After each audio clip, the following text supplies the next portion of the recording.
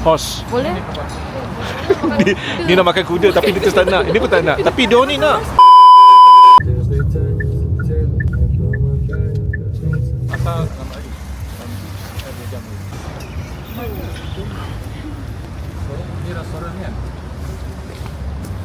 So kita orang sekarang ni tengah stop. Ni one of the most famous mosque kat sini. So kalau kat sini senang sikit nak makan makanan halal. Tapi sekarang ni tengah hujan. So tengah hujan, tak apalah, it's okay lah. Dia cari makanan halal. Let's go. Dia ada blogger baru sebenarnya, tapi dia macam pemalu. Dia tak bercakap tapi dia duduk pegang. Dia duduk pegang-pegang bercakap lah suara. Ada ni CEO IT ni. Lawa, tapi lawa. Dia orang kata dia emas tau, tapi tak sure. Dia kata ni emas, tapi tak pasti dia emas ke ataupun tak. Tak apa, nanti kita figure out. Okay, kita nak cari makanan kat mana? Ni macam konsep macam dekat area Korea punya Muslim Street. Let's go. Kita cari snow, turunlah snow. Kita nak snow, tak nak hujan.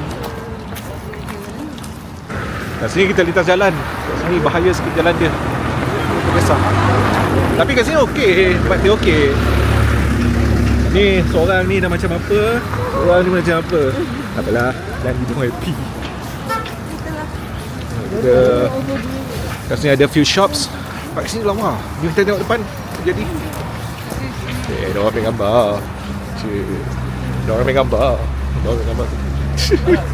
Dari sana mana? No problem. Ni halal ni? Horse. Horse. Boleh? Ni nak makan kuda tapi dia tak nak. Ini pun tak nak. Tapi dia ni nak.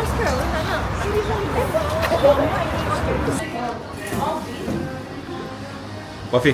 Itu nasi goreng ke apa, Fi? Tak tahu. Makan je.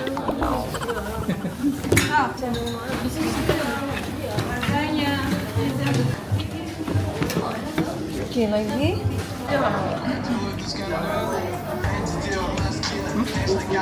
Guna kad ni untung sebab apa? Kalau guna kad kredit biasa memang dapat point, tapi dia akan dapat interest yang tinggi. Ni without interest. So this is what we eat. It's halal. Beef? Beef?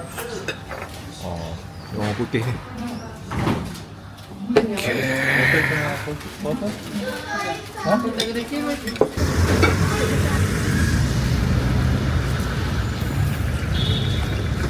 Sini.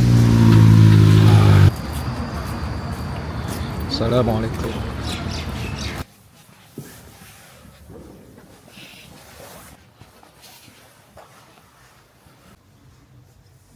أشهد أن محمدا رسول الله